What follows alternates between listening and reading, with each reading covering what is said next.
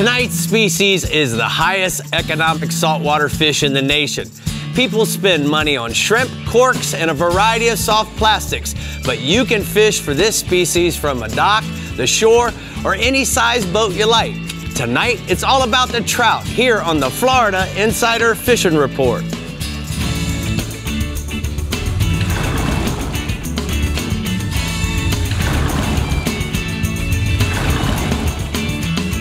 Welcome to the Florida Insider Fishing Report, presented by Yamaha.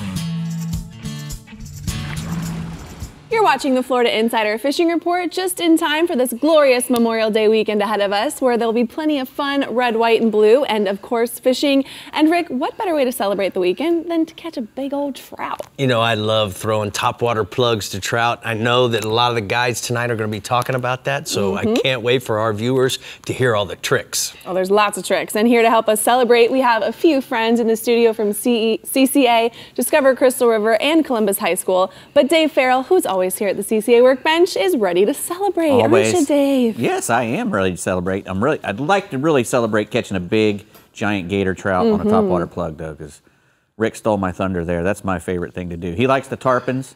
I like the topwater fish for trout. So we'll be getting a lot out of Dave today. Here we go. All right, the Alvey Reels Northeast region is a great place to start out catching some big gator trout. So, Tommy, what suggestions do you have for us? I got a lot of stuff for you, Brie. I love big gator trout skis. I like to call them trout skis. It's a perfect time to talk about trout this week. It's my favorite time of year to target them still here in the Alvey Sidecast Reels Northeast region. My clients always seem to catch some of their biggest gator trout from about mid-April till right around this time of year towards the end of May. And there's a bunch of different ways to catch trout, from tossing lures and flies or using a live shrimp under a cork. Trout are really a fish that all ages and skill levels, they can all enjoy catching these fish. Now, I spoke to numerous captains throughout my region, and they all had great trout reports for me. Captain Buzz Brandon from NortheastFloridaAngling.com, he told me he's catching good numbers of trout in Jacksonville, in the St. Johns River near the Dames Point Bridge, and around Bartram Island early in the morning on this incoming time that we've had.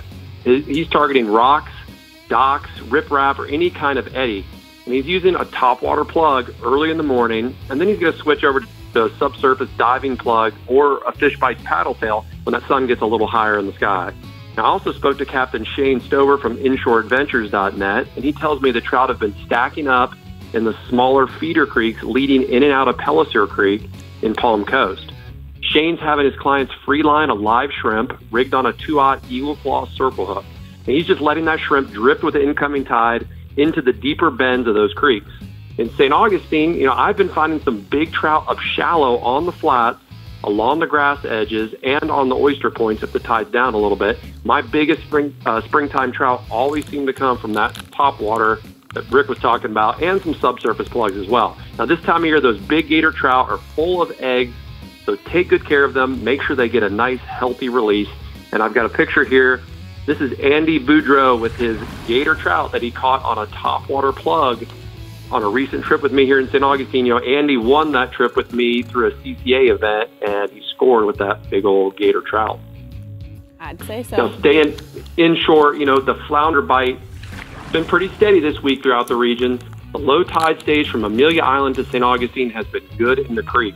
You're going to want to target small runouts and creek bends with a mud minnow on a 1/4 ounce jig head, or a little heavier if the current's running a little harder. The finger mullet are filling in, especially in around the south end of the region, St. Augustine and Palm Coast. Now, in those areas, I would target those schools of finger mullet. Just work through and around those schools, and you're going to find some flounder as well as some redfish. I spoke to Captain Jeff Patterson, who tells me he's also been doing well in the flounder in the Tomoka Basin and along the docks in Ormond Beach. Now, he's also using mud minnows, but he said he's been doing well also tossing soft plastics like a saltwater assassin paddle tail. Average size of those flounder is about 1 to 3 pounds, some bigger ones mixed in there. And I've got another picture. This is a photo that Carl Rutledge sent me of a nice flounder that he caught off a dock in the Arlington Creek area. Now, heading offshore, guys, we had a run of some rough weather there for a while. That wind would not stop. It was making it tough to get out over the last couple of weeks. But, we've had some really good days this week, and the mahi are still hanging around from just inside out there to the Gulf Stream. Now, like always, if you can find a good break or a weed line, you're probably going to find some mahi. And right now, possibly some nice blackfins and even a few wahoo around as well. Now, there's been some really big fish coming to the docks. One I saw that was easily over 50 pounds. It was a monster from the Jody Lynn out of the conch house. I think that was last week. Now, also offshore, a lot of the captains that I spoke to this week said they are going to be targeting grouper. Now, there have been some big fish caught this season. And according to Captain Adam Jeffrey from Real Dream Charters, there's still plenty of big ones out there. Captain Adam said he'll be fishing in that 120 to about 180 foot depths. And he said most of his bigger fish have been coming from the deeper stuff. Now, the best bait for him has been live or dead grunts.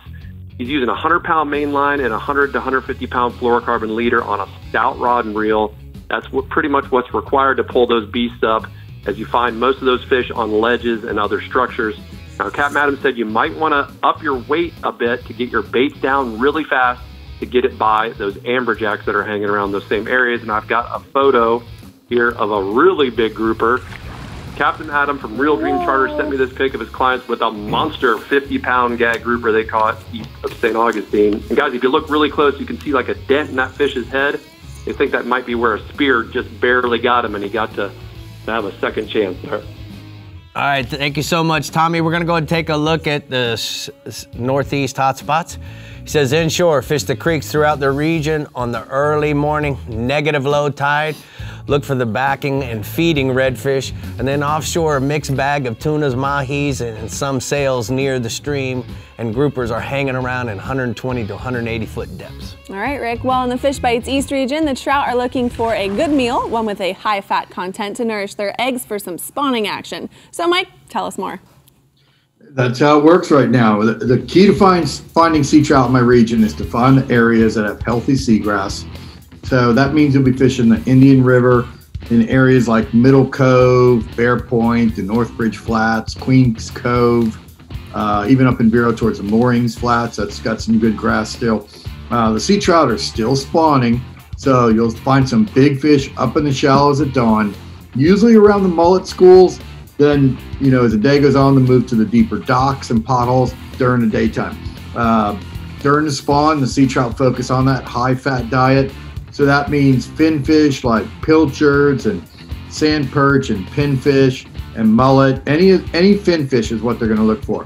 Start your morning, throw in saltwater assassin, shads in the darker colors. You can go to a black shad or shiner colored saltwater assassin 5-inch dye dapper, or you can throw topwater plugs. They work pretty well in the mullet colors. You can also fish a quick cork with a live sand perch or a pilchard or a pinfish or a mullet under it. The average sea trout in my region is going to be, you know, like 1 to 3 pounds with fish to 8 pounds in the mix. I have a photo there. That's Eric Hunter. He caught that nice sea trout up in Vero Beach. That fish ate a drunk monkey colored saltwater assassin 6-inch shad. Now staying inside, we're on the back side of that full moon in May. It's just yesterday. So the first phase of the larger female snook population will start pushing into the inlets and out onto the beaches, and more fish will naturally move to those areas that are close to the inlets. So we'll see, you know, good fish at all the inlets right now. We'll also see them at the Lake Worth and Juno Beach piers, and we'll see them at the bridges that are close to the inlets, like the A1A bridge in Jupiter and north and south bridges in Fort Pierce. Those will all have good populations of bigger fish than what we've seen lately. The fish are locked in on mullet. They're locked in on sand perch, pilchards, and threadfins. All those different bait fish have been pushing around the inlets and coming in and out of the inlets with the tides. So you want to start your day throwing plugs, topwater plugs, swimming plugs. You can fish live mullet. You can fish threadfins or sardines. You can also fish pilchards, sand perch, or pinfish. A lot of guys in Fort Pierce will put them on a weight, put them down on the bottom. On the windy nights, a R&R flare hawk jig is money around those bridges on the big fish. The average snook right now is going to be like 8 to 20 pounds. All right, let's go offshore, bub. Well, this has been an amazing spring for blackfin tuna, and the bite remains strong from Boynton Beach north to the St. Lucie power plant, almost through the entire region. Off Palm Beach County, you can get out, you kind of need to get outside to 200 feet of water just to keep the sharks off your tuna. The best bite there seems to be in 220 to 320 feet of water. A lot of anglers are targeting tuna off Palm Beach and Jupiter. They're live chumming with pilchards. They're putting larger pilchards out in their chum line, put them out on a 30-pound fluorocarbon leader with a 3/0 trocar circle hook. A smaller hook works really well on those tuna because they do see the hooks pretty well. And then fishing to the north in Martin and in southern St. Lucie County, there's been a consistent bite of tuna off Push Button Hill. In that area, most of the anglers are covering water. The fish are just coming up, going down, coming up, and going down. You'll see the birds. You want to pull either small ballyhoo or feathers like a pink or an orange or a silver feather, just so you can cover water and keep up with the tuna. There's also been some tuna showing in 120 to 150 feet of water northeast of St. Lucie Inlet. That bite's been early in the day and then late in the afternoon. And the average blackfin's like 20 to 25 pounds, with a lot of those like 15-pounders in the mix. And the other thing going on, if you snapper fish, pretty much the May full moon is one of the best mutton snapper bites of the year. The fish are going to gang up in the reefs in 50 to 120 feet of water. So places like the 85-foot and 110-foot reefs off Palm Beach County, the Loran Tower Ledge, the 6 and 8 mile reefs, and all the artificial reefs throughout the region are going to hold a lot of mutton all week this week. Now the water's been super clear, so you want to use a 3-way swivel with 30 to 50 feet of anywhere from 40 to 60-pound fluorocarbon leader. Put a 6/0 circle hook and just enough weight to hold bottom. And for bait, grunt plugs, ballyhoo plugs, pilchards, threadfins, sardines, cigar minnows, those are all good. A lot of sardines showed up in Palm Beach County, so there's a lot of bait available for that. Average mutton snapper is going to be anywhere from 5 to 10 pounds with fish to 20 pounds in the mix. All right, Mike, every week you give us a bass report. Let's have it. Well, I keep talking about Headwaters Lake, and it's just the place to be. It's the top draw right now for Florida bass anglers looking for both big numbers and for big fish. Right now, the average bass is like 3 to 4 pounds on Headwaters. I was talking to Captain Nathan Schellen of OkeechobeeBassFishing.com. He said you want to be on the water in the dark, and as soon as there's a crack of light, start fishing topwater plugs or prop baits. The key right now is to stop or pause the baits. That's when the strike is coming. Schellen said a lot of anglers are just fishing too fast and they're not getting bit and they're not catching a lot of fish. If you pause that, the fish are either eating on that long pause or when you just start to move the bait again. And then as the sun gets up, switch over to a Bass Assassin Junebug colored 8-inch worm or a little tapper worm rigged Texas or Carolina style, and just fish it very slow. Again, slow, slow, slow with pauses. The bluegills are spawning there right now, so you can even fish like a Texas roach or a sexy shad colored sea shad. Really anything with a bit of chartreuse on the tail. It's a 40 to 60 fish morning with at least 1 or 2 6 or 8 pounders in the mix every day. So Headwaters Lake really remains one of the most popular new bass fishing locations in Florida. Well, thank you so much, Mike. Great report. We look forward to seeing you next week, and time to take a look at the TNH Marine hotspots. He says inshore, snook in Fort Pierce Inlet, shrimp and a jig, live sand perch on the outgoing tide, and then offshore, blackfin tunas, 180 to 220 feet of water off Sloan's Curve, chumming live pilchards, or trolling small feathers is gonna get it done. All right, keep an eye on those corks because when we come back, we're headed to the Real Legends Southwest region. But first, Dave Farrell is giving us a little Trout Ski 101 at the CCA workbench for Academy Sports and Outdoors rigs and techniques. Some trout skis now. Is that what we're going to call them? Yep. That's all Tommy D. Tommy Salt. Man.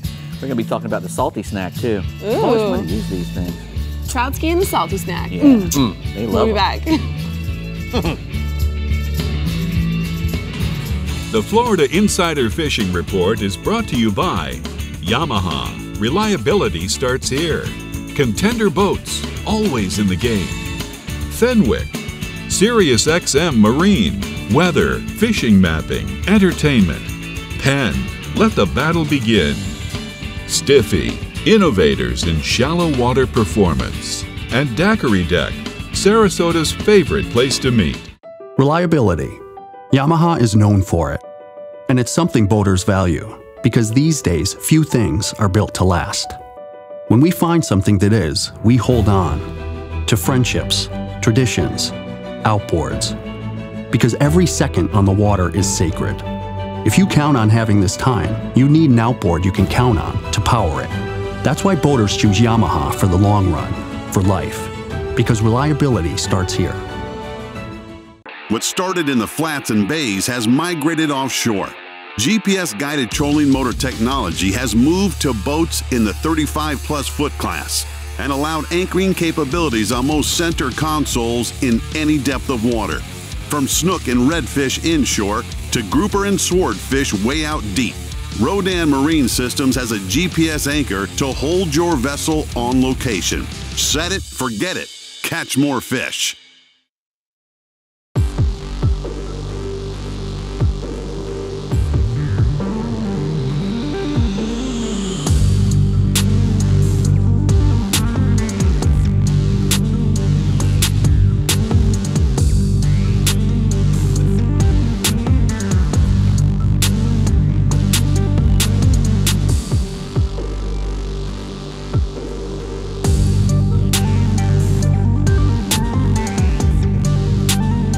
Every year, Noble Air Charter flies over 20,000 outdoorsmen and families just like you economically to over 300 Bahamian and Florida destinations. Noble Air Charter makes a substantial investment improving booking and aircraft route planning to create the most affordable and economical flight possible.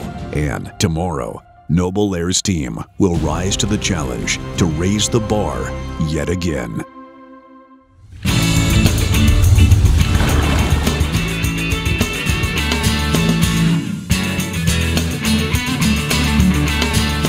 Well, we're here at the CCA Workbench, and it's time for the Academy Sports and Outdoors Rigs and Techniques. And Dave, we're talking about trout, and you got it all in there. I know you love it. Yeah, I do. You know, one of my first fishing in salt water was wading for trout. You know, I didn't have a boat for the longest time, so I walked many miles in the Indian River and the Banana Rivers, you know, trying to catch trout. So, you know, I did a lot of my fishing, you know, wading, and which is good because trout live in shallow water. You know, they live in those really shallow areas, usually dominated with grass flats, grass, sand, maybe with some moisture bars mixed in. But usually that grass, sand mix is what you're going to find them, because they like to sit in those potholes and wait for stuff to come swimming by. They're an ambush predator. They're just like a snook, or, you know, even more so than a redfish. You know, they sit and wait, and that's how they get fat. They sit in those potholes and they wait for something to swim by, and they pile on it. So, you know, one thing when you want to realize about trout is a big trout can eat a big bait. If you're using a live bait or something like that, you can use a big mullet to catch a big trout. A 20-inch trout will try to eat a 20-inch mullet sometimes. I mean, I've had huge baits tried to eat by big trout. So if you're going to be using a big mullet, expect to catch a big fish. You really want to match the hatch, you know.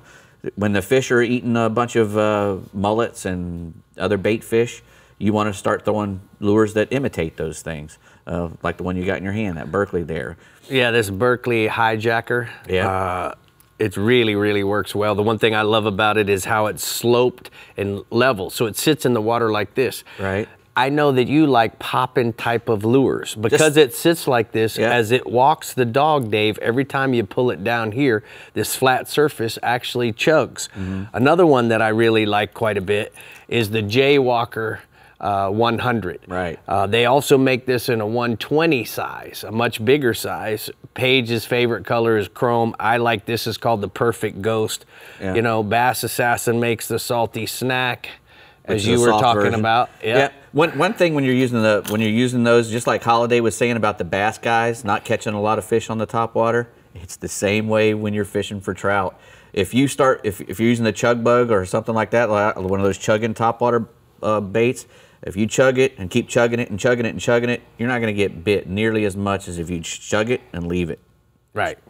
So leave it, chug it, and then that's when they bite it. They either bite it after it sits there for a minute, or when you go to move it again, just like you said. Now, what about Same if you're not trout. fishing on the top water? Well, when the fish are starting to eat shrimp and you know the water's moving really good in the wintertime, you want to start using jigs, you know, stuff that imitates shrimp and small little fish.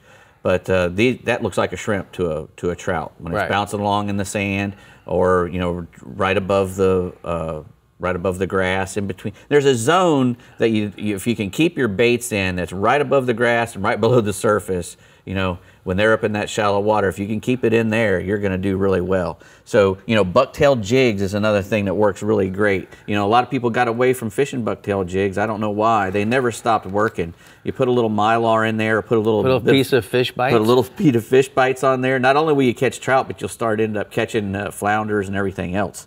You know, the gold spoon, you know, is another search bait type thing. You know, when you don't know where the fish are, you can use that gold spoon, put a nice swivel on the front of it, and you know, a good diamond swivel attached to the front with a snap ring works very well. Exactly, it keeps it from spinning up. A lot of people spend everywhere money on popping corks. Everybody uses a popping cork. You can either put a shrimp under it, or that's actually a fish bite scented bait. Right. Anything with some scent on it.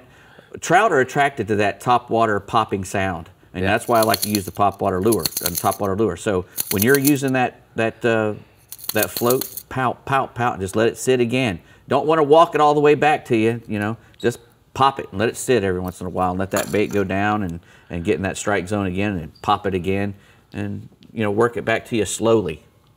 Slow is the key. That's absolutely. Slow and steady. Dave doing work over there. He's working. I like it. All right, your captain from the Real Legend Southwest region is in the know when it comes to the how, when, and where for those trout bites. So let's get Captain Ronnie Houston on the line to have a chat. Go for it, Ronnie. Well, it's always a pleasure being here, and especially giving the report for this Memorial Day weekend. You know, trout can be caught throughout the region, and we target them on the inshore side, and they can actually be caught all year round. Now, probably one of the best ways for a beginner would be popping corks with shrimp, especially up in the northern end of the region from Sanibel to Charlotte Harbor. Due to the amount of grass latched with potholes, especially on high water, and that area up there has made a big rebound, it's really hard not to find the trout. But when the water drops out due to the lower tides, when the flats get empty, fish will be out off the edges, depths of 2 to 5 feet of water, and that actually applies to the whole region. Now, for me, the easiest way to locate trout in a new area would be the noise-making corks like the Bass Assassin Quick Cork with either a soft plastic shrimp or a paddle tail on a jig head. Being in open areas of water, and especially covering water where you have a breeze behind your back and you're drifting across. Once you locate the fish, you want to either anchor up or power pole down and fan cast the area to locate the schools. After trying to target bigger lone trout, nothing beats a top water walk the dog lure like a Berkeley hijacker or the jaywalker. Now, like Dave mentioned, I also like bucktail jigs tipped with shrimp or soft plastic shrimp or paddle tails on a jig head, just simply fan casting potholes, edges, troughs, and deeper water. And I got a prime example of myself out throwing the Berkeley hijacker, getting different noise cadences, using different size hooks, and caught plenty of trout just simply using the hijacker. Now, on the inshore side, still the tarpon. Guys, it's going to be great weather this weekend. Finally, you're going to have 3 days of great weather. The tarpon. Both Captain Danny Latham and Corey McGuire have great reports from Fort Myers Beach to Stump Pass. Plenty of fish along the beaches out to about 20 foot of water, as well as inside and outside the passes. Now, just say you get that afternoon sea breeze and it gets too windy, fish to patterns like Cape Hayes, Foster's Point, York, and Chino Key. They're also holding fish on the inside.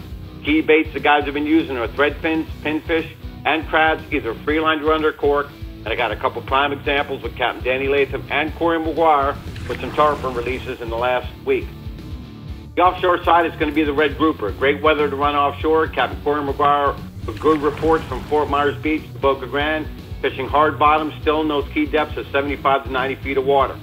Make sure you have different size weight due to the current, and it's going to vary due to the current, 6 to 10 ounces of weight. But he says his key baits have been cut sardines or live pinfish, but he also says you can use cut squid.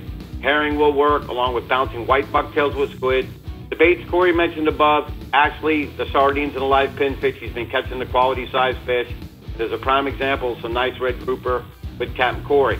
Last species is going to be, we're on the full moon, good weather, the mangrove snappers, day or night. Sanibel Stump Pass, fishing the same depths, 75 to 90 feet of water along wrecks and ledges.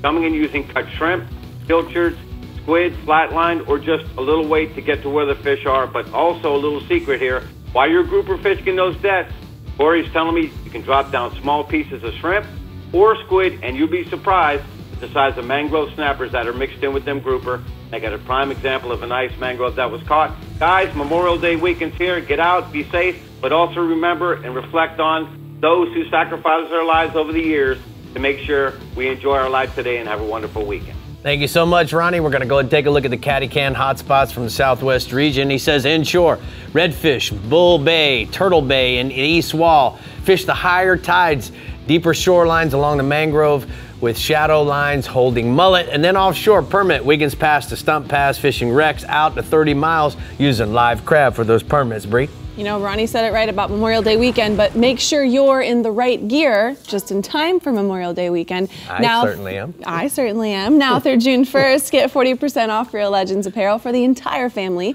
at reallegends.com. Go ahead, go get you some. That's it. All right, the Real Legends Central East and Alto Equipment Company Keys regions are in our sights for the 3-day weekend ahead. And we're also saying hi to our friends from CCA and Discover Crystal River with an exciting announcement. So stay hooked and we'll be right back.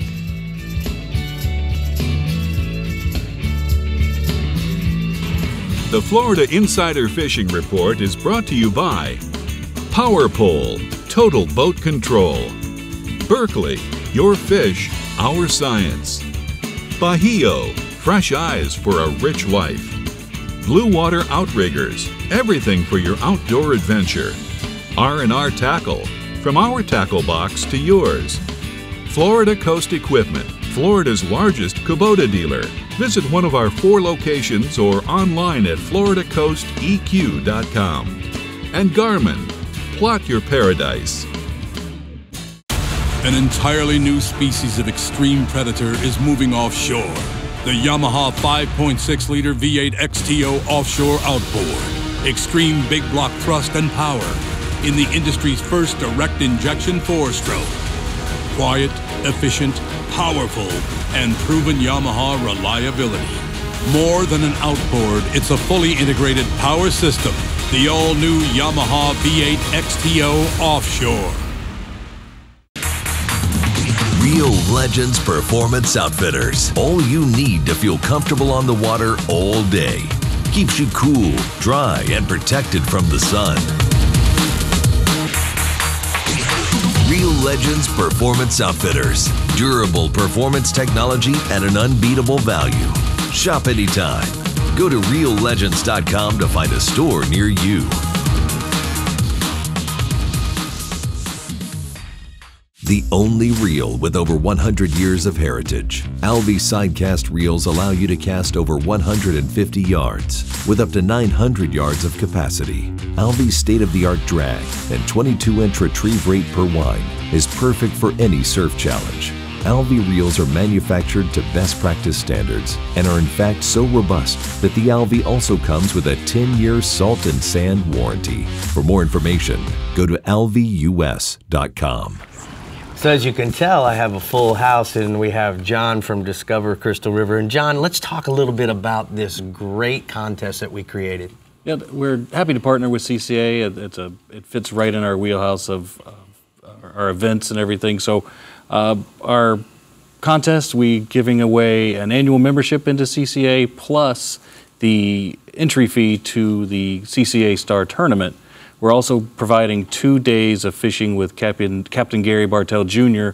from Ozello Keys Marina. Tell us why it's so important for you guys to be a destination sponsor. Well, as a destination sponsor, we are able to have 8 redfish instead of the normal 4, which definitely increases our chances of our anglers winning a big prize. Now, Rosemary, you're certainly a partner in this from Plantation and Crystal River. How are you guys involved? So we're actually involved twofold. We are a destination resort, and we obviously sit in a destination county, Citrus County. We also sit on the Star Committee. We are also an official pickup for the official measuring device, the CCA Star measuring device, and we are giving away a 2-night stay, dinner, and breakfast for the winner. I love it. Oh, man. Lisa, this is a big deal for CCA Star. So. It is. It really is, Rick. And they are such great partners. And, you know, the Star competition begins this Saturday, May the 29th. And we're very excited because we have some really cool news. What is it? Citrus County had one of our West Marine Star tagged redfish caught by one of the Plantation resorts, captains, Captain Zachary, and that fish was actually caught by his client and released, which means they still have 8 total tagged redfish in their county. Gives them an opportunity to win a contender, a pathfinder, or a spider vapor. And you know, Citrus County also has all of the other species, so 17 divisions, $500,000 in prizes. All. You can go to Citrus County and catch everything. So which one of you 3 knows who the winner is? That would be me. And our winner is Don Kay from Dade City. So we are happy to announce that, and we'll be in touch shortly on how to claim your prizes. Well, congratulations. Congratulations, That's Dawn. so awesome. You know, Lisa, I do have a couple questions for you. You know, one thing that has been not a good thing when it comes to the Star is that people are catching these redfish throughout the whole state. That's right. But where's their downfall?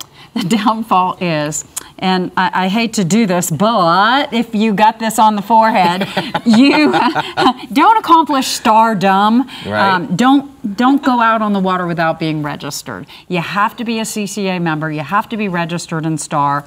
It's only a total of $75. And how do you do it? You go to our website, ccaflstar.com, get yourself registered, and you have a shot at $500,000 in prizes, over 101 days of fishing, and you can go to Citrus County, visit the plantation, and you have better odds at catching one of those West Marine tagged redfish. Well, we're grateful for all the partnerships and this great contest that you guys did. We're going to have a whole lot more from Discover Crystal River in the future, some really cool tidbits about their county. So in the meantime, though, Brie, where are we going next? Stardom. You really hit my funny bone with that one, Lisa. I just couldn't keep it together over here. All right, Captain Jim Ross is figuring out the trout for us in the Real Legends Central East region. So, Jim, tell us how we're hooking up to one this weekend. Well, I'll tell you, the trout action is getting really good in my Real Legends Central East region right now, and everything is revolving around the mullet ponds right now. So if you want to find the trout, you need to find the mullet. First thing in the morning, walk the dog style plugs are great. It's a great way to start your morning. Now, once these lures kind of start, waning, the fish stop chasing them. Switch over to the 5-inch Saltwater Assassin sea shad. The soft plastic jerkbait that Saltwater Assassin makes resembles that small mullet that you're trying to get those bigger trout to bite on. And right now, the opening night, the Cajun croaker, and my favorite color, the native shiner, all seem to be good options to use throughout the day. Also, if you're a live bait guy, fingerling mullet, pigfish, and small to medium-sized croakers are always great baits to use around these mullet pods. Our average trout is running about 18 to 22 inches, and I've got a picture of one here that actually hit one of those Saltwater Assassins. And, that's exactly the size trout that you can expect to get out there and catch right now in our Real Legends region. Now, my second species is black drum. And these fish, they come and they go. But what's really interesting is right now we have small pods of black drum that are roaming around in the shallows in all 3 of our lagoons. The Banana River Lagoon around the Thousand Island area has been really good lately. Also, the West Flat near the Pineda Causeway has had good schools of fish on it. Now, up in the no motor zone north of Cars Park, there's good schools starting to show up there as well. And some of these fish are pushing really, really shallow, so you can actually sight fish them while they're tailing in the morning. And then a little later in the day, you can just kind of see them cruising around on the flat. Now, live shrimp rigged on an 1/8-ounce Saltwater Assassin jig head is a really good way to fish for these fish. There's a lot of sand right now. We don't have much grass. So you can actually just cast the shrimp out there and then just slowly drag it in front of them, and the trout or the black drum will come over and just pick it up off the bottom. Now, if you like throwing flies, a Borsky slider, a Kraft fur shrimp, or a dark-colored Crazy Charlie also work for those guys that enjoy waving that buggy whip around. Our average flats drum is running about 2 to 5 pounds this week, and I've got a pair of them here. We actually had a triple hookup, but we only landed 2 of the 3. In the melee, we crossed the streams, if you will, like they say not to do on Ghostbusters, and one of the lines actually parted, but we did land the other 2. So pretty good action right now. Now, our offshore report is going to be more of a near-shore report, and that's for redfish. And Ponce Inlet, Canaveral, and Sebastian are all holding decent numbers of bull reds right now. Live or cut croakers, pilchards, or pogies rigged on just enough weight to hold them to the bottom seems to be working really well, especially if you're drifting in those inlets. And then, of course, if you're out on the beach, the bait fish on a sliding sinker rig work really well. Our oceanside fish are going to be right around channel markers a lot of the times, or around the drop-offs at the Canaveral shipping channel or at the Ponce Inlet itself. So look for those fish, especially early in the morning. Live bait's working best, and you're averaging a 30 to 40-inch fish. And I've got a picture of a jetty fish here that we caught at Canaveral. This fish was just under that 30-inch mark, but you can see how light-colored they are when they get out on that ocean versus how much darker or more color they have when they're in the backwaters. Nice. And then my last species is dolphin. And right now, the conditions are starting to get really good, and anglers are going to be able to get out on this Memorial Day weekend and find some of these fish. Most of them are going to be holding on weeds, rips, or color changes in the 130 to 250 foot depths. Today, as a matter of fact, the 130 to 160 foot area was pretty good for the guys that were out there catching the dolphin. So skirted ballyhoo, naked ballyhoo, a naked flying fish, mullet, all trolled at 4 to 6 knots are a great way to get these things to eat. Look for birds working over any kind of rip or weed as well, because they're going to tell you where there's a little bit better action or a little more bait, and that's where you're going to find the best dolphin activity is going to take place, is around those areas. Our average fish is running about 6 to 10 pounds, but we've got fish coming into the 20-pound range the last 2 days. So you guys and gals get out there this Memorial Day weekend. Be safe, wear your life vest, and have a blast out there this weekend. All right, thank you so much, Jim. We're going to go ahead and take a look at the Rodan Marine System hotspots from the Central East region. He says inshore, the flounder inside Port Canaveral. Use live mud minnows, shrimp, or pilchards on a knocker rig, and then offshore, dolphin near the rips and the weeds associated with the western edge of the Gulf Stream. Drag ballyhoo with blue and white or green and yellow skirts for them. All right, the Alto Equipment Keys region is ready for the weekend, and Captain Randy Tao is ready to get you on that trout bite. So Randy, tell us how the fishing's been lately. Hey, good evening, fish fans. You know, here in the Alto Equipment region, trout fishing's really popular. You know, it's something that a lot of people do, and certainly as a guide, it breaks up the day sometimes if fishing's slow. And it's been good around the Flamingo area, and it seems like anywhere in sight of that Flamingo Tower has been pretty good. Now, a couple of ways to catch them. You can use a jig and tip it with shrimp. This time of year, the shrimp are pretty small, so a lot of the guys are using like a Fish Bites, biting shrimp or something like that on a jig head and under a popping cork. Now, since Irma, we've been inundated with catfish. There's more catfish in Florida Bay and Flamingo than I've ever seen, and it seems like you can weed out the catfish a little bit better with a popping cork. Now, you want to find moving water, and it's always better if the tide's on the lower side, just because those fish will get off the flats and they'll get on the edges, and they make it a little bit easier to target. Sometimes when that water's high, they could be anywhere, so you want to just drift around and cover ground until you find them, and then put your power poles down and start catching them. I was talking to Captain Ted Benbow with Skins and Fins Charters here out of Isla Mirada. He does a lot of trout fishing, a lot of drifting, and he sent me this picture of his angler, Charlie from Minnesota, with a nice trout they caught. Good job, Randy. What else you got inshore? The slimy bonefish. You know, I got to talk about them because it's one of the fish you can really target when the wind's blowing 30 miles an hour. And it seemed like last week we had a lot of wind, and sometimes you don't want to get too far from home. So bone fishing has been a pretty safe bet.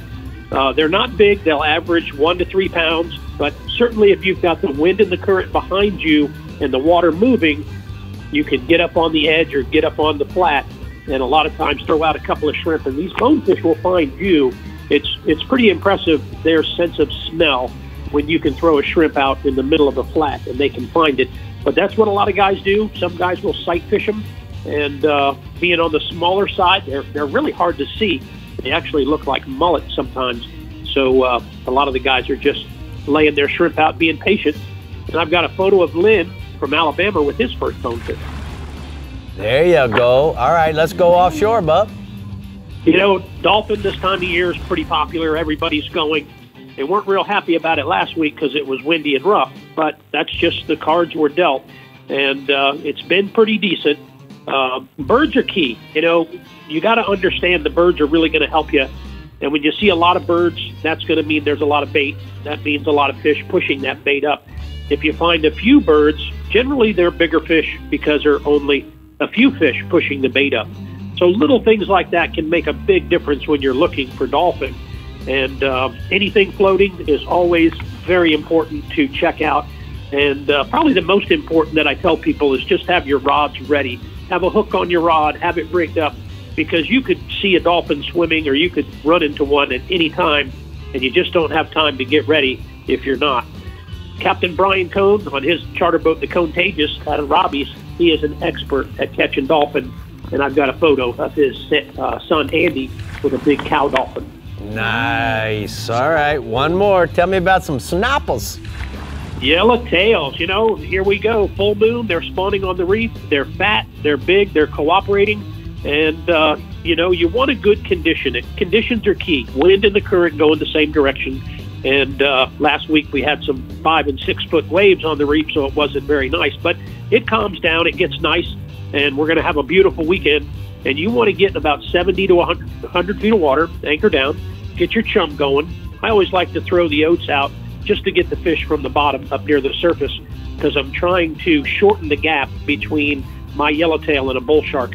So the closer you can get your yellowtails to you, the better chance you're going to catch them.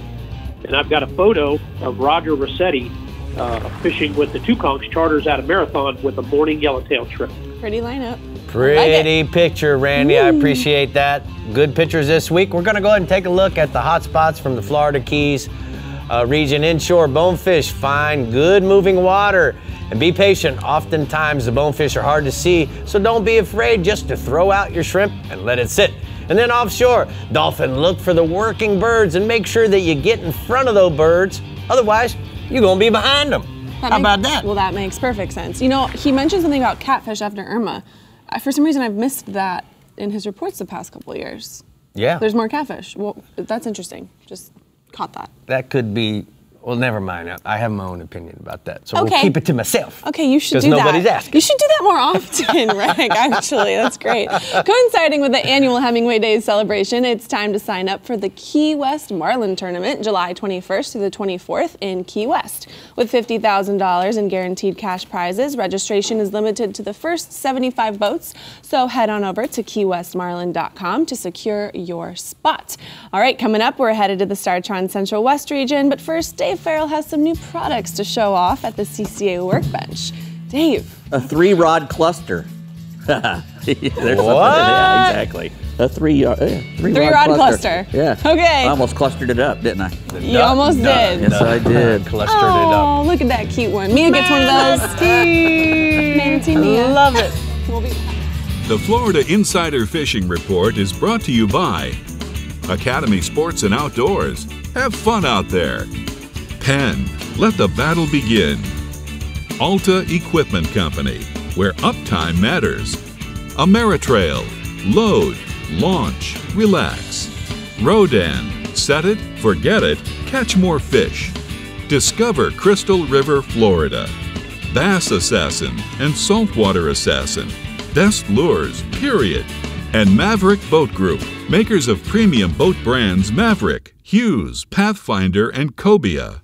Yamaha's reputation for saltwater reliability is driven by the 4.2-liter V6 Offshore's 97% reliability and overall performance. Reimagined with new advantages like built-in digital electric steering for incredible responsiveness and exhaust rerouting for more powerful reverse thrust. The legacy of the reliable Yamaha 4.2-liter V6 continues, now more refined and capable than ever. Yamaha, reliability starts here.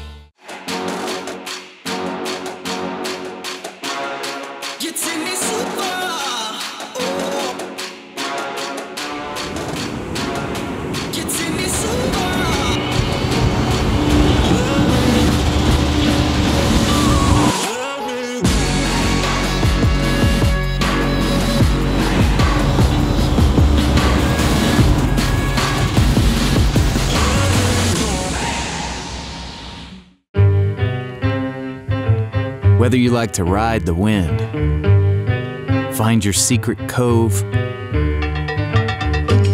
or reel them in.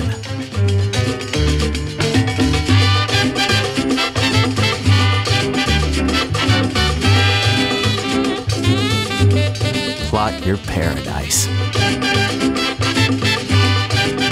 with GPS Map Series from Garmin.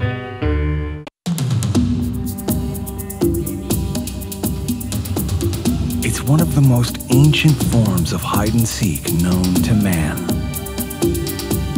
And nobody knows how to play the fishing game better than the backcountry guides and offshore captains of the Florida Keys and Key West. Ready or not, here we come.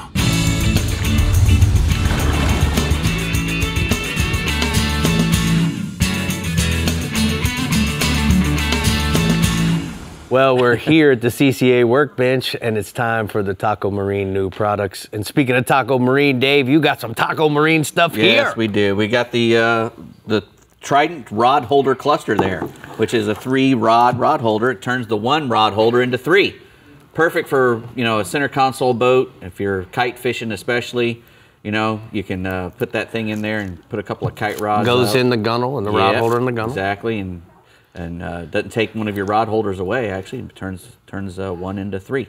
Really made out of nice aluminum there. Good aluminum welds on it. Very sturdy. It's got the nice flared holders there. It's got obviously and then in the 3 bottom, of them. In the bottom, what we have is for the gimbals. Right. They all have gimbals in there so that they don't slide around. It also fits a regular 5/16, 1 and 5/8 inch diameter rod holder. So you know what else I like about them, Dave?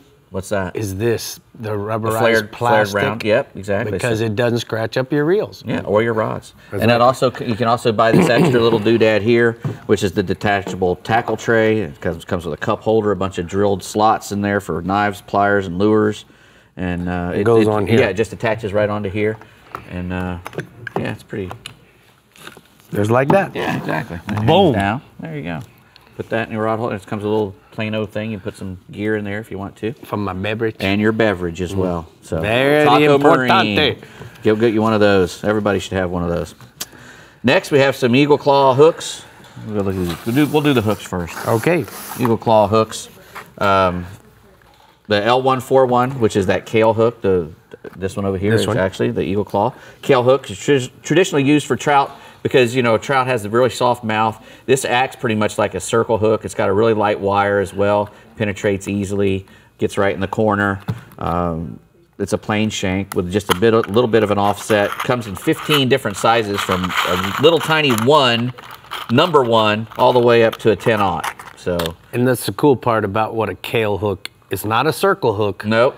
But it's like a croaker hook, kind of. That's correct. And it'll find its way right into the corner, just kind of like a circle hook. It's got a little bit of an offset, but you know what I like about it is that when they're using it with a sinker, it sits with the croaker on the bottom like this, and this part is coming out of the top of his head. Or if you hook him sideways, then it's laying sideways in his nose through his nostrils.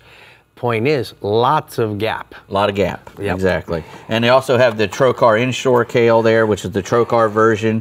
It's the TK9, and it's a 1/0 to a 5/0. Again, light wire, although it's got that Trocar 3-sided point, and it just goes right in. Goes right in. Cold forged, American-made steel. So EagleClaw.com. All right. All right. Next, we got some R&R tackle, a snook jig. We were talking about it earlier because although it says snook jig on it, it's a bucktail jig and it catches everything. You can catch flounder, trout, redfish, tarpon, snapper, little groupers. Everything eats it. And it goes from a 1/4 ounce up to 3/8 ounce. It's got a nice big mustad, ultra sharp hook in it. Comes in 4 different color combinations with red, white, lime, and another color. A little touch of mylar in there, which is always great. Really nice bucktail. And the one thing I like about the mylar, if you don't want it, you can always pull it out. Yeah, but if you don't have it, then you always seem to want it. That's our nature, human nature. Always want something we don't have. I always want the mylar. I would never pull it out. That would be a blaspheme to me. Especially the pearlescent, which matches whatever you're throwing. Right. Go to rnrtackle.com to find a dealer and get you some of those. Last and not least, we got some Real Legends. That's the long sleeve tech shirt, moisture wicking, Quick dry, UPF to 40 for the tech shirt. Artwork on the back. Yep. Spectacular. Linnea Zamansky, Florida artist. That's her art. Very nice. That's the black fin. And what else you got there from Real Legends? She's a Florida artist also. Okay. Next we have the short sleeve. This is the Saltwater 2. Red, white, and blue, obviously, for Memorial Day weekend. You can go out and get you one of those. 4th of July would work as well. I think that's what I was wearing on the 4th of July last year, something very similar. Lightweight, again, breathable, 2 big expandable pockets on the front. It's got a little rod holder thing, you know, if you want to put a rod, rod holder. Vented in the back. Yep, sunglass holder as well. Snag resistant, you know, it won't snag on stuff. Right. And a quick dry and moisture wicking, all those great things that they all have. Nice. Saltwater 2. Saltwater 2, short sleeve. Being that this is a medium and it's not my size, it's not going to fit me. One of those young men over there. Georgie, get it. On it. Get it. Picture. You get a shirt. And you get a shirt. No, and then, only you get a shirt. And then I'll take this one for my crazy time with a rum drink. There you go. That's definitely a rum drinking shirt right there. What color blue pants should go with I this? think you should do the same pattern. The ones you have on. Oh no. Oh yeah. You'd be come on, Brie. Pattern. Are you kidding? Yes, look at that. That's great. That may be too much red, white, blue. There's no such thing. All right, there's only one trout fisherman from Sarasota in the Star-Charn Central West region, and this is his time to shine. So, Paige, take it away. Yes, it is. I'm set up for Memorial Day. I got my barn all decked out. Got my Ocean Tamer beanbag chair on the back. And I'm just ready for a cookout and some nice Memorial Day weekend fun. And the trout fishing's been really good in our region, you guys. And you know what? It all starts every year with grass flats. I heard Hollywood talking about it. Find good, clean grass flats and you're going to find speckled trout. You want to take it to the next level, start looking for bait on these good, clean grass flats. And then you're going to find the zone that they're holding in. Those trout will never be far from that small hatch bait or even the bigger pilchards. And then sometimes when the thread fins get up on the flats, then the big trout will move up there. And how do you notice what these baits are? Real simple. Drop your Rodan trolling motor and just ease around the flats and watch down in that 3 to 5 foot of water. And you're gonna see the bait that those fish are feeding on. It could be micro bait, it could be 3-4 inch threadies. But there's going to be some type of bait on that flat that they're feeding on. You know, as this water heats up, look for those bigger trout to move out in that 5 to 7 foot range. Some of the flats that work real well down south, of course, off Cape Hayes, and then in Lemon Bay on the east and west side of the intercoastal, on the grass flats that surround the spoil islands on the west side of the intercoastal, on the east side around the oyster bars. And that would be from Stump Pass to the north. And then as you get up around the Manatee River, all the flats on Emerson Point, as well as Rattlesnake Key, are great trout fishing flats. Some of the lures I like to use are, of course, the Berkley Chrome Jaywalker in the 100 and the 120. And then in a soft plastic, I like to throw a light color saltwater assassin 4-inch sea shad like a violet moon, or I like to use a dark color like a golden brim. I rig both of them on a 1/4 ounce jig head, and I can put them under a cork as well. I heard Ronnie mention, you know, using that popping cork to locate fish. And it's a great rig with a paddle tail underneath it like we do out in Louisiana for the big redfish. You know what? Just like all game fish, when you get up on the flats, you want to see clean water, good moving water, and some type of bait, and you're going to find the trout. And also, don't forget, they love to eat needlefish. All right, I've got my first photo with a nice trout I caught on my new favorite lure, the Berkley Jaywalker 120. And then my second photo is of a happy young angler with a nice trout he got, and he's all covered up. Oh, yeah. All right, tell me about the snooks, bub. Snook fishing, some of the best early time snook fishing is going on right now, Rick. And the neat thing, it's all out in the Gulf. While you're out tarpon fishing, if the tarpon bite slows down, you can slide into any structure, rocks, down trees. And also another thing to pay attention with is that red rolling moss that'll roll into troughs along the beach. And it may only stay there for a week or two, but the snook will find it because, again, there's bait in it. Steve Gibson, who runs a land-based, kayak-based charters business called Southern Draw Charters. He does real good this time of year, walking the beach, looking for snook and casting the flies, Rick, at them. And if you like throwing lures, a little small white sea shadowed work good, or any type of fish bite shrimp, maybe in that hammer time color. That would probably be real good along the beach right now with that red grass. Anyway, no matter how you cook it, the snook fishing's good. The big fish are in the passes. At night, you want to use ladyfish or mullet chunks on that outgoing tide.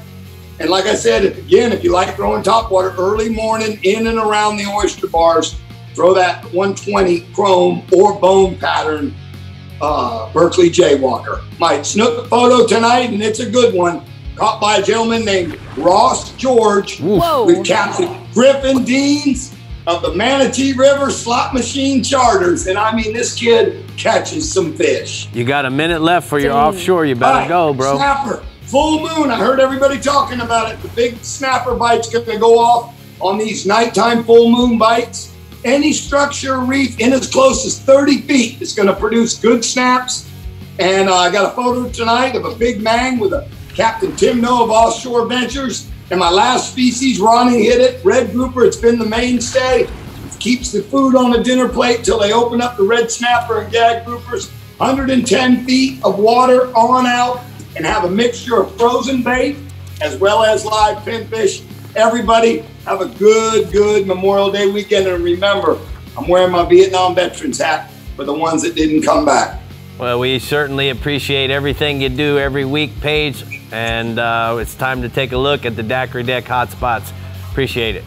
He says that inshore, speckled trout drift over 3 to 5 foot grass flats near any of the inlets, casting topwater, soft plastics, or corked pilchards, and then offshore, mangrove snapper, chum, up the snappers over the hard bottom areas in 50 to 70 feet of water.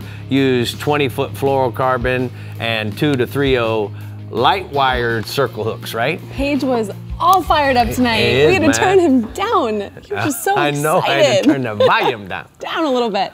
All right, here's your weekly reminder that if you would like a chance to win this exact 1950, I'm never gonna be Vanna White, a Chevy 3100 Hot Rod, all you have to do is purchase raffle tickets at ccaflorida.org/hot rod, and that goes till the end of the season, which is September 22nd. You're prettier than Vanna White. Oh, thanks. Okay. So, all right, we're sinking those trout teeth into the R&R Tackle Southeast and Garmin Panhandle regions when we come back.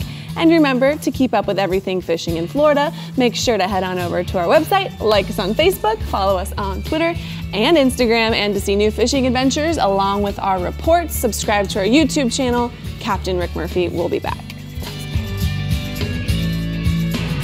The Florida Insider Fishing Report is brought to you by StarTron, cures and prevents ethanol fuel problems. Albi Reels, a better way to fish. Berkeley, your fish, our science. CCA Florida, the voice of recreational anglers for over 35 years. Diamond Fishing Products, our reputation is on the line. Murphy's Law Sport Fishing. Book your trip today at murphyslawsportfishing.com. And Strike Zone Fishing.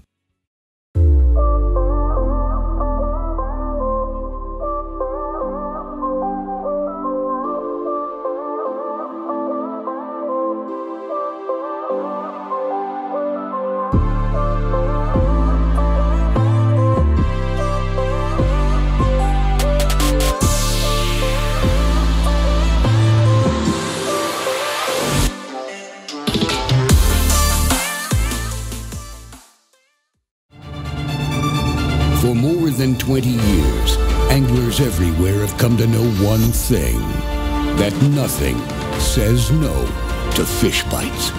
We are the Fish Bites Nation, and this is your invitation. So grab some fish bites and get busy casting, because you can't join the nation without doing the catching. Ask for Fish Bites or Fish Bites Fight Club lures, or visit fishbites.com.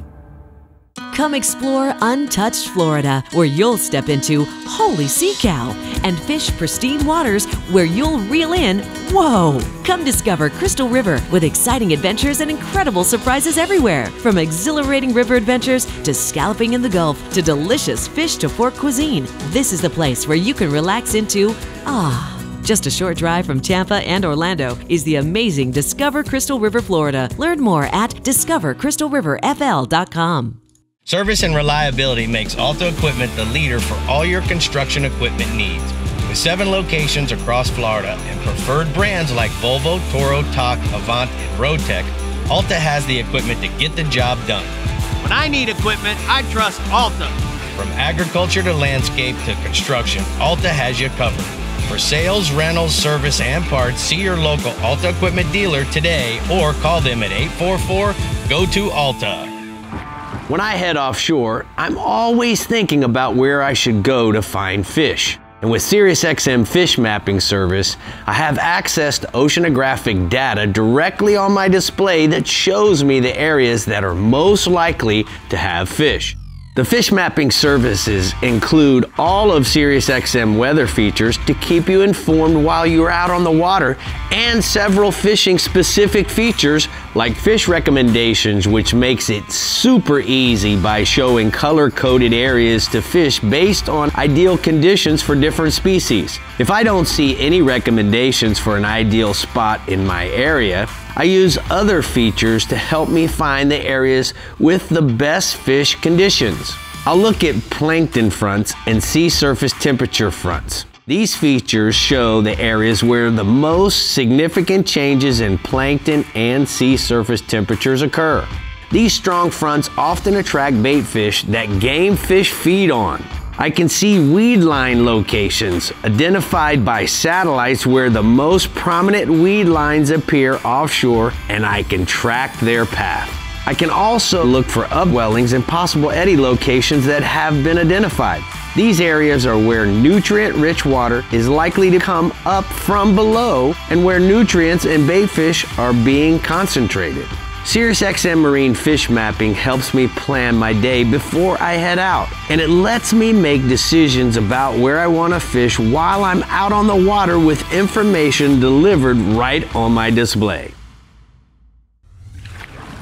You know, Brie, the SiriusXM, the fish mapping, It's just not it just changed everything. Yeah. To be able to look at what is being defined in areas that have high probabilities, I mean, it's so easy. It takes all the thinking out of it. Kinda. Yeah. But until you get there, and then you gotta know what to do. And then you gotta know what you're doing. Exactly. All right. Location, location, location. It's all about location in the R&R Tackle Southeast region.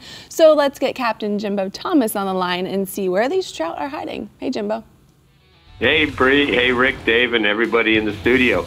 You know, sea trout fishing in the Southeast region is decent at the north and south ends. Now, traditionally, the best trout fishing in the region is found on the grass flats on the west side of South Biscayne Bay in the Gables by the Sea area, and then on both the east and west sides of North Biscayne Bay from Venetian Causeway north to Oliver Inlet.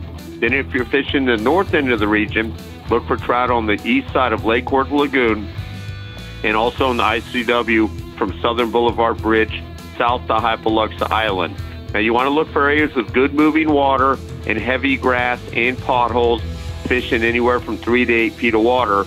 But just like in a lot of places throughout the state where grass flats, they've been disappearing, getting harder to find. Now, both live and artificial baits work well on sea trout. Small live pilchards, herrings, or pinfish, if you fish them under a popping cork, that works really good. Or you can throw artificials, quarter-ounce bass assassin jig heads with a 4-inch soft plastic tail, surface and shallow running twitch bait. Those are all trout killers.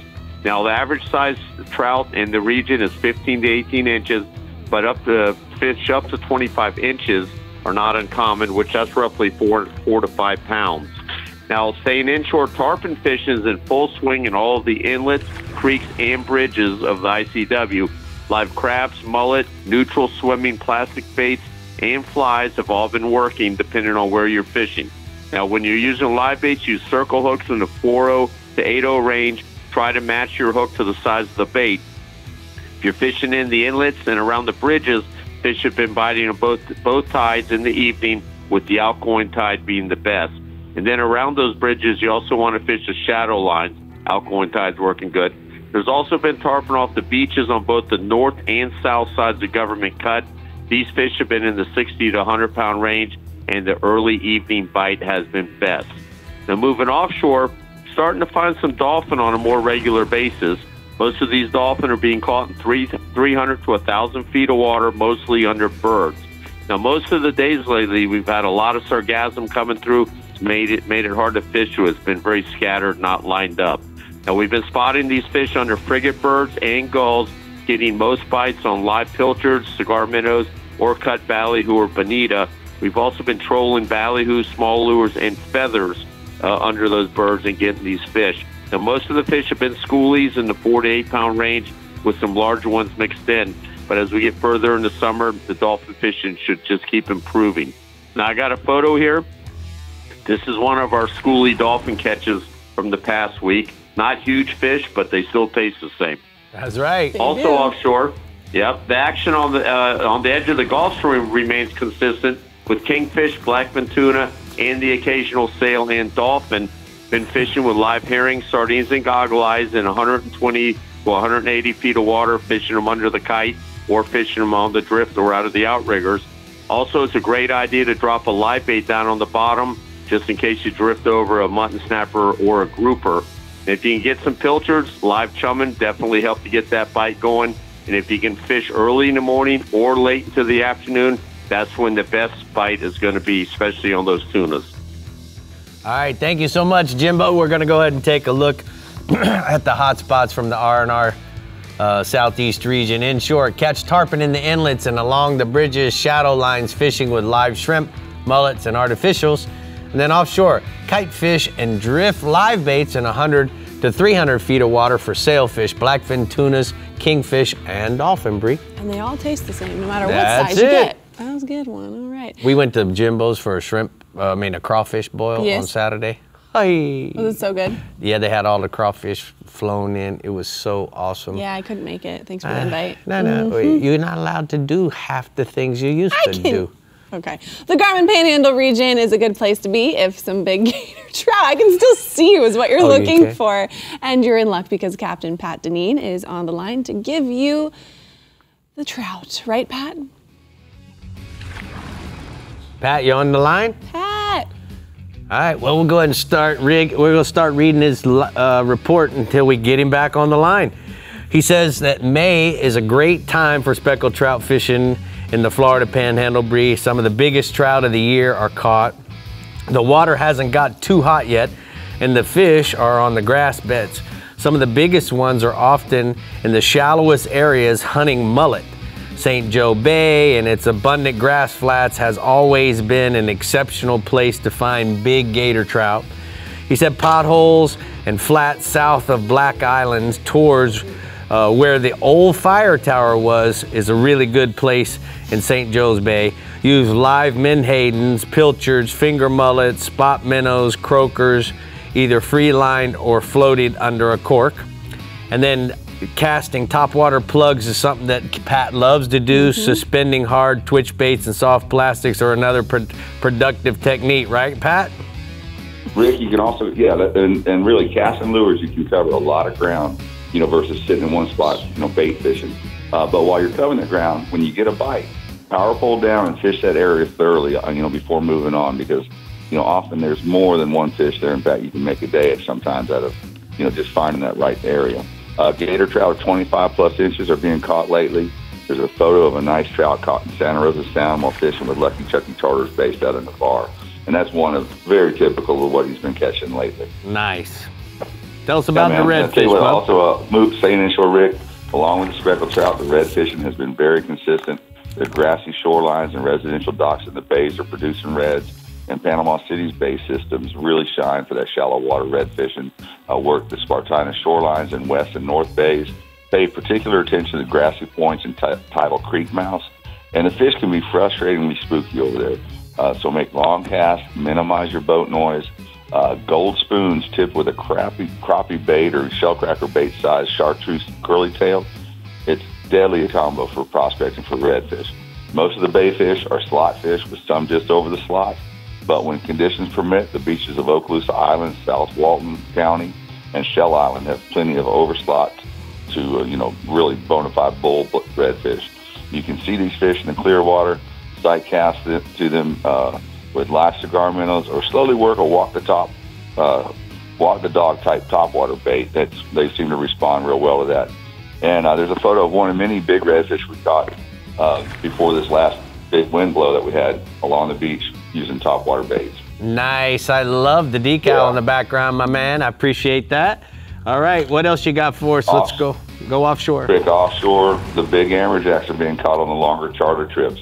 Near shore spots, have jacks on them, but most of them are small or sublegal or maybe barely legal if you get lucky. But if you want the bigger one, stretch it out a bit and get into that deep water, as deep as 300 or 400 foot. Use live hardtails, bluefish, ladyfish, threadfin, and mullet.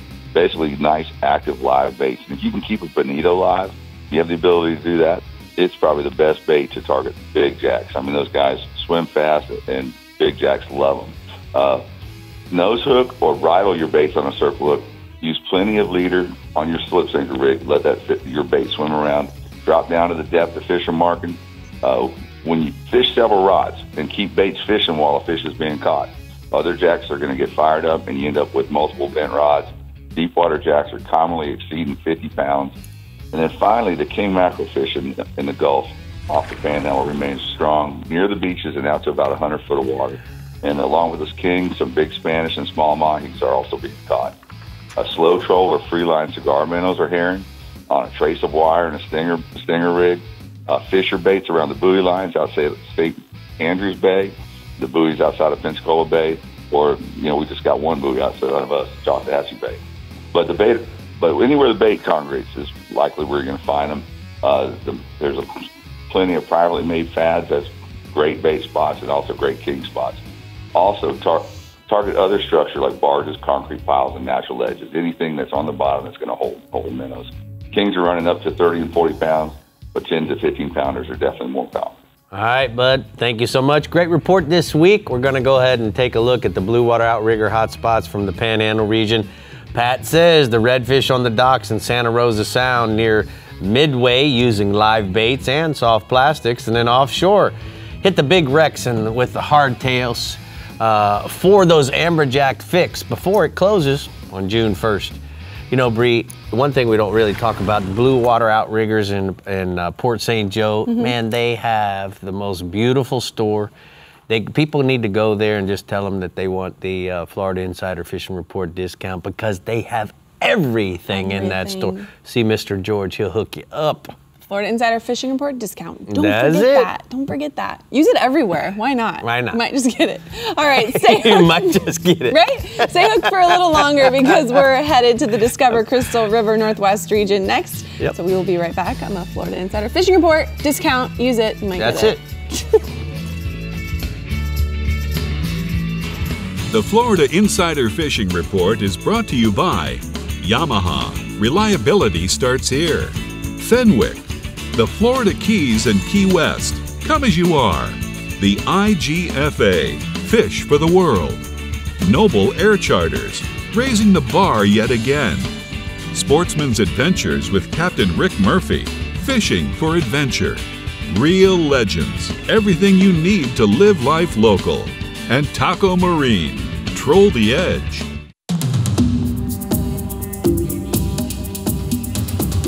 It's one of the most ancient forms of hide-and-seek known to man.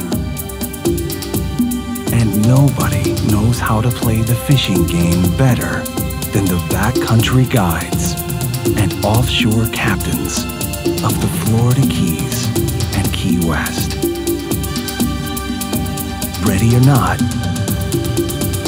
here we come. At Florida Coast Equipment, we understand you don't work banker's hours, so neither do we. You have a business to run, you have a family to feed, and you need your machine up and running.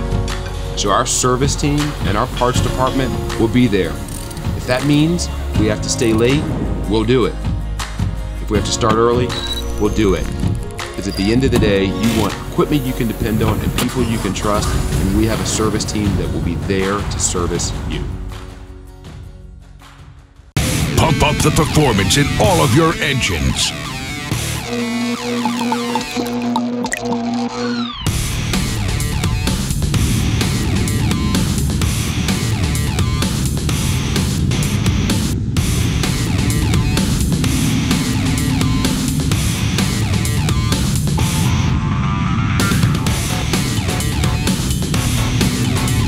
Kick your gas into gear with StarTron.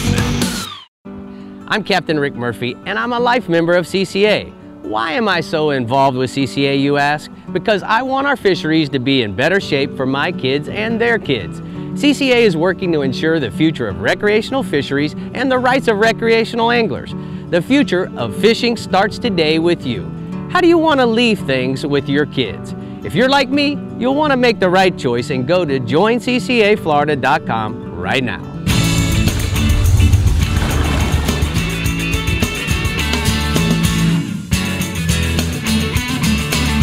Today's Power Pole tip, we're talking wireless remote controls.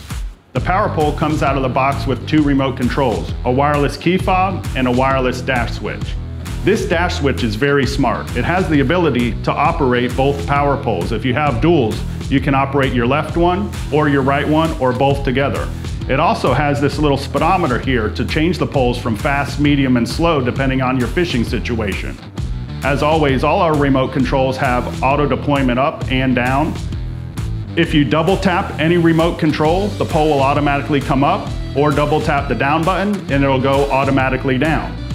We added a new feature to the Sea Monster app. If you go into System Configuration and you hit your remote controls, you can scroll up, change any of those remotes from a double tap to a single tap, which is really nice and fast when you're out on the water. That's your Power Pole tip. So you know, Brie, the cool part is that you saw those switches there. They have 3 to 4 different sets of switches. They have the foot switches that you can be mounted either on your tower or on the bow. They have the hand switches that allow you to manipulate the poles left or right or even the speed. And then they have the normal key fob that you would wear around your neck. So you have one on the dash, one up on the bow or on your casting platform or trolling or your tower. And the cool part is that you have the ability to manipulate that through the Sea Monster app and the speeds. So, you know, they really got it going on. What more could you ask for out of Power Pole? Exactly. Exactly. All right, the Discover Crystal River Northwest region has thriving trout conditions. So let's hear from Captain Jeff Hageman for the weekend report ahead. Hey, Hag. How you doing? My region was absolutely made for trout fishing. We got miles and miles of turf grass shorelines that can be found throughout my entire region. They're one of the most fished inshore species we have. We have the perfect habitat for them, like I was saying. We have more trout than probably the rest of the state combined in my region. They can be caught on fly, plug, soft plastics. As far as live bait goes, shrimp, sardines, and small pinfish and small grass grunts are really effective either under a cork or free-lined.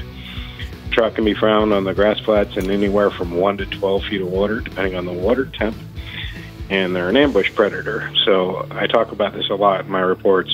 They can be found around broken bottom, and when I'm talking about broken bottom, I'm talking about where the sand meets the grass or different types of grass like turtle grass and eel grass get together and there's a little bit of change. They're an ambush predator, so they'll set up and get in those areas to hunt. In the winter months, they tend to group up, and those larger schools of fish and the larger fish, anywhere from 2 to 5 pounds, are common, and we have some fish up to 8 pounds too. In the summer months, you want to look for them in a little bit deeper water. They're trying to stay a little bit cooler, so you want to look for them in deeper water in that 12 foot, and it can be a little challenging finding them, so get out there with a jig, throw it, let sink, work it back a little slower in those hotter summer months. And I've got a photo here of a nice average size West Coast trout. Nice. All right, tell us about tarpon, bub. Wake up. We're in full swing right now with tarpon right now. We got this big moon. We had that beautiful eclipse this morning.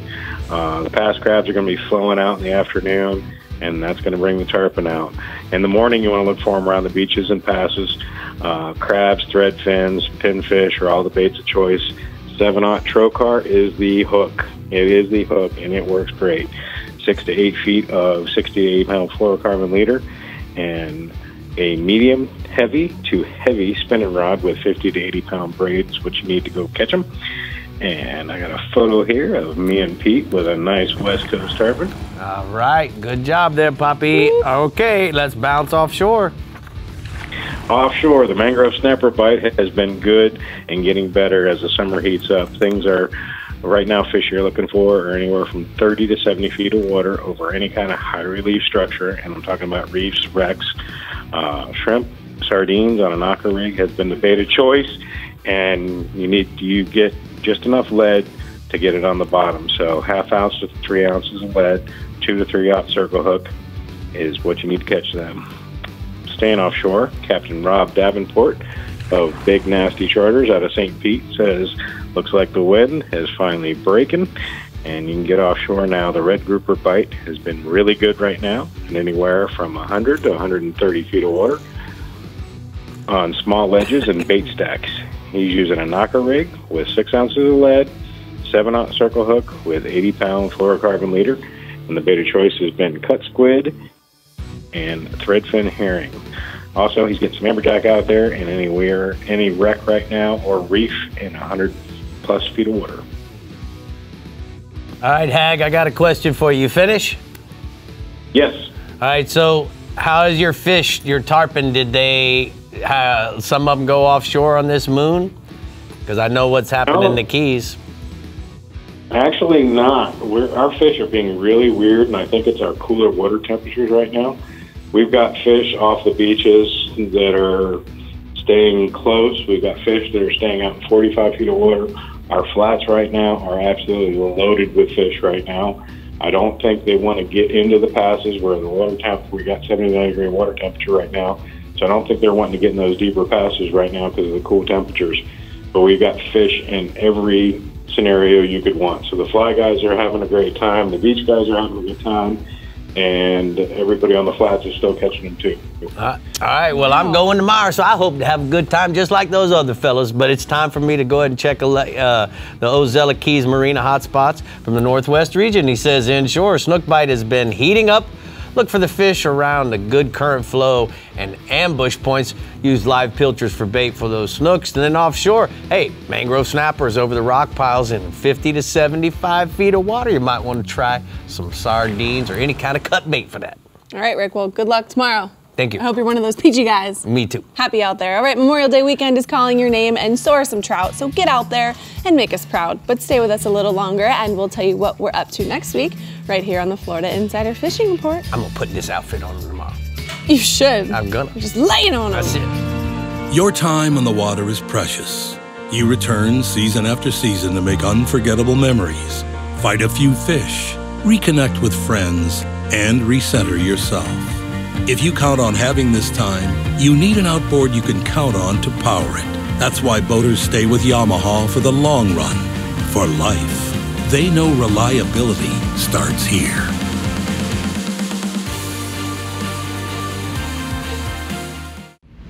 We are for those who know. Those who know that opportunity is nothing without preparation. Those who know that the right gear can make or break a day. Born out of a need for reliability, tested and proven on the Miss Brit charter fleet. From terminal tackle to all your live bait needs, whether you're fishing for fun or looking to win a tournament, R&R Tackle has what you need to stay ready.